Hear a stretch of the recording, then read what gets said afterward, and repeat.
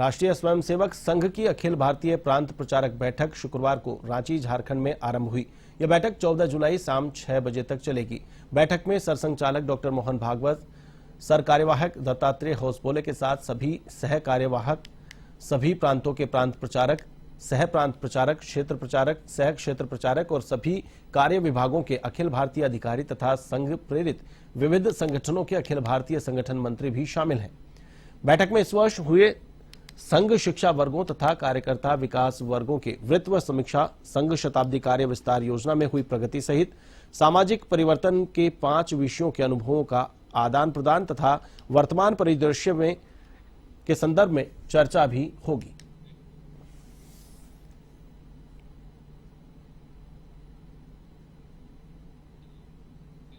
Uniform civil code की rules making and implementation committee ने शुक्रवार को यूसीसी रिपोर्ट को सार्वजनिक कर दिया, जिससे प्रदेश में यूनिफॉर्म सिविल कोड लागू होने से पहले प्रदेश की जनता यूसीसी रिपोर्ट को पढ़ और समझ सकती है। यूसीसी रिपोर्ट 4 वॉल्यूम में तैयार की गई है। समान नागरिक संहिता उत्तराखंड 2024 में कुल 352 अनुच्छेद हैं। यूसीसी की रिपोर्ट राज्य सरकार को मिलने के बाद मंत्रिमंडल से मंजूरी देने के साथ ही पिछली 7 फरवरी को इसे विधानसभा से पारित किया गया था।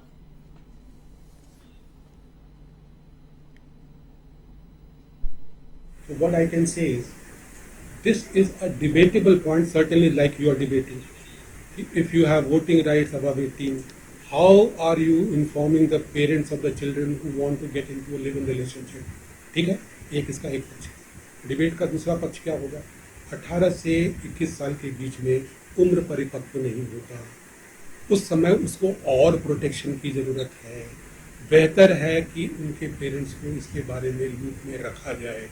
जो लड़कियां अधिकतर आई हैं, यंग एज वाली लड़कियां जिनके खिलाफ कार्रवाइयाँ हुई ना, जो क्राइम हुए हैं, इस प्रकार की बातें प्रकाश में आई, इन सभी को तराजू पे समिति ने तोला, उसके बाद अपना मत व्यक्त किया है। अब अगर ये चैलेंज होगा मान लीजिए कोर्ट ऑफ लॉ में, तो फिर कोर्ट देखे कि समिति का मत है किसका मत है। टीएचडीसी इंडिया लिमिटेड ने अपना 37वां स्थापना दिवस धूमधाम से मनाया। इस दौरान कलाकारों ने सांस्कृतिक कार्यक्रमों की प्रस्तुतियां दी। इस मौके पर शिक्षा के क्षेत्र में उत्कृष्ट छात्रों को सम्मानित किया गया। कार्यक्रम में टीएचडीसी के सीएमडी आरके बिश्नोई ने कंपनी के चल रहे नए प्रोजेक्ट के बारे में जानकारी दी।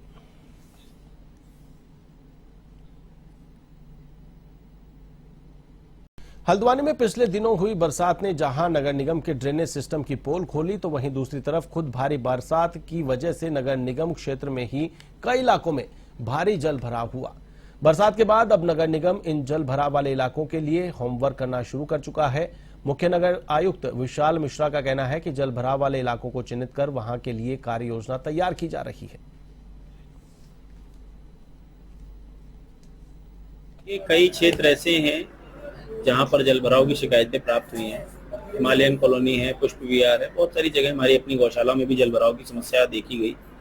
और कुछ हमारे शहरी क्षेत्र से बाहर हैं, प्रेमपुर, रोशैनी वगैरह, पर वहाँ पर भी जो है जल भराव की समस्या को ऑब्जर्व किया गया है।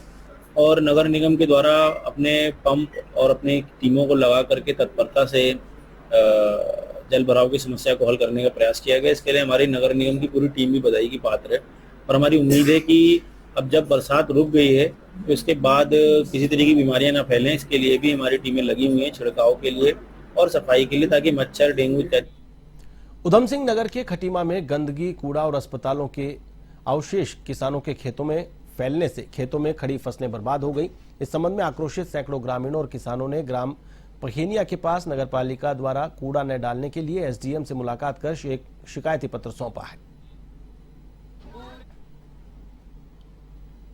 हमने पहले भी एक बार विरोध किया था, तो इनके द्वारा आश्वासन दिया गया था कि वहाँ बाउंड्री वॉल लगेगी और कूड़ा निस्तारण की मशीन भी लगाई जाएगी, लेकिन वहाँ पे ऐसा 1 साल के अंदर कुछ नहीं किया गया। अभी जब बाढ़ आई है तो वो कूड़ा जो वहाँ डंप था 1 साल से, वो लगभग पूरे 50-60 एकड़ जगह में फैल गया है। वो ज़्यादातर ज़मीन जो है वो पहनिया के किसानों की है और उसमें फसल तो बर्बाद हुई है, लेकिन इस समय स्थिति इतनी ख़राब हो गई है कि वो कूड़ा खेतों में फैला हुआ है, जिसकी बहुत ज़्यादा बदबू गांव तक आ रही है।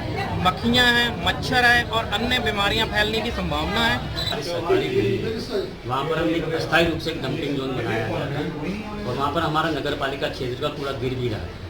लेकिन क्योंकि बीच में जो 3-4 दिनों में विगत दिनों में जो बारिश हुई है उसके कारण वो कूड़ा फैल गया, तो उसी की शिकायत को लेकर ये वहाँ के मोहल्ले वासी लोग मेरे पास आए थे कि कूड़ा पूरे खेतों तक घुस गया है, जो कि जायज़ बात भी है क्योंकि इतनी बरसात हुई है तो यहाँ पर कूड़ा फैल गया है। माननीय मुख्यमंत्री जी इसमें बहुत ही गंभीर हैं, उन्होंने अभी 10 करोड़ रिलीज़ किए हैं और हेतुक सहायता हमने कल तक 1300 करीब चेक हमने बांटे, 65 लाख के होते हैं। आज हमारा टारगेट है कि हम 5,05,000 लोगों को ये चेक।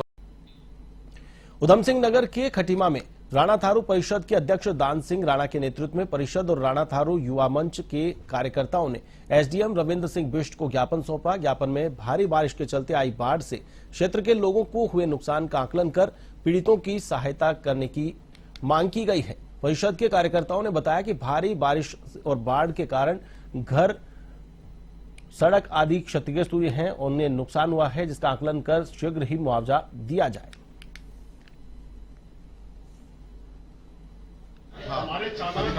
काश्तकारों को ये बहुत बड़ा नुकसान हुआ है और साथ में जिन परिवारों के घर टूटे हैं उन पे शासन की तरफ से